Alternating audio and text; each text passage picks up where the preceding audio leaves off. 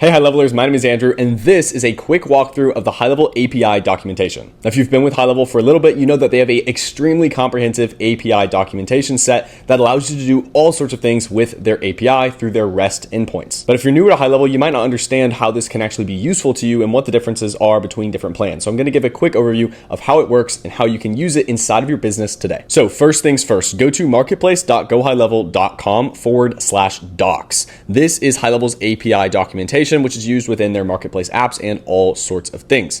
You can then click authentication guide or get started with API to go through some of the documentation. Now, initially, this may look really confusing. There's lots of pages, lots of places to go, and there's a lot of technical information here. And if you've never used an API documentation before, this might not make much sense. For those of you that are familiar with APIs, you can skip forward a little bit. But for those of you that aren't, I'm going to give you a quick overview of how APIs work. This entire set of documentation basically gives us access to different endpoints. An endpoint is just a URL that looks something like this, as we can see right here, that connects to HighLevel. Now, we can use this endpoint on other platforms, things like apps, separate interfaces, and so on, in order to connect and get specific pieces of information from HighLevel. Now, the little get tag means that this specific endpoint is a get endpoint, and there's a few different types of endpoints. You can see here on the left, we have post, delete, and put. All of these do different things, but they're pretty self-explanatory. Get endpoints get pieces of information. Post endpoints actually do things and send information through and then perform actions. It's delete things. And put endpoints are usually for like updating pieces of information inside of an account. Now, if you've created an app on your own and you want to start utilizing these, all you have to do is look at this URL, give it to the platform that you are building, and use this as your endpoint, and then include any authentication on the right-hand side. Every endpoint will require some sort of authentication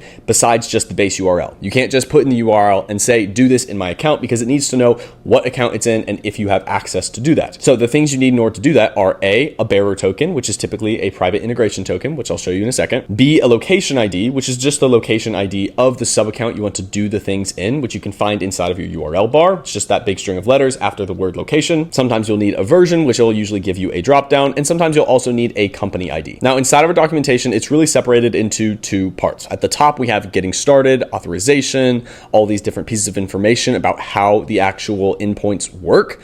All of these different things are useful, especially when you are getting started. And then underneath here, when we see the line, we have all of the actual endpoints. So think about these as things that we can actually access using the API. Things like the ad manager, affiliate manager, agent studio, blogs, brand boards, calendars, conversations, contacts, email, forms, websites.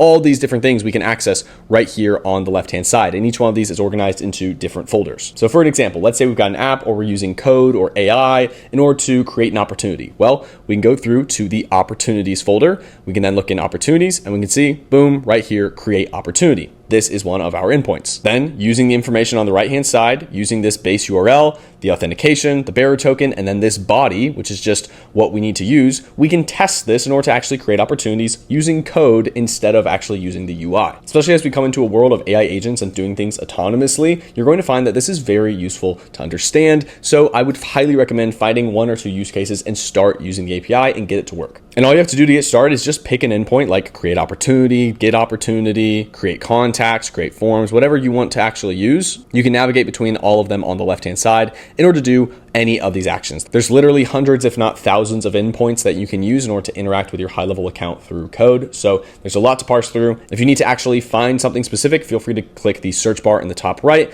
and search, for example, contacts. If we want to go to the contacts page, we can go here and we can see all this info. Now, there are some endpoints that are only available on the $497 plan. And this is a quick chart of the difference between the two. So the 97 and the 297 plan get access to a majority of our endpoints. Things like the location API keys, Zapier integration, calendars, appointments, contacts, opportunities, forms, all of this stuff we can use with the 97 and 297.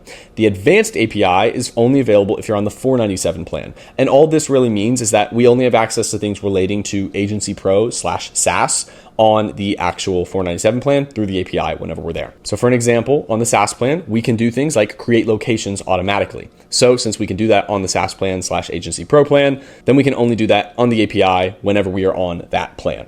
You can see all the different endpoints here, like creating location, getting locations, updating locations, loading snapshots, creating users. All these different things are only available if you are on the $4.97 a month plan. There are some rate limits for the API. There is a maximum of 100 API requests per 10 seconds for each app/resource/company. So if you make one for your specific agency, there is a max of 100 API requests per 10 seconds. There's a daily limit of 200,000 API requests per day for each marketplace app or location or company. So just keep that in mind. If you want to figure out what your rate limits are, you can include these in your headers in order to figure out what those are. So X rate limit -daily, you can see what your daily limit is, the remaining number of requests for the day, the time interval, the maximum request limit, all this different stuff we can get through here. Of course, I'd highly recommend checking out the help doc or of course the documentation to learn more about how to use the API to get started. Again, if you're a developer and you understand how to use it, that's completely straightforward, very easy for you. But I know lots of you aren't developers. So the thing I would recommend the most is give this API documentation in the form of a URL to your preferred AI system, ask it to get some information on the API,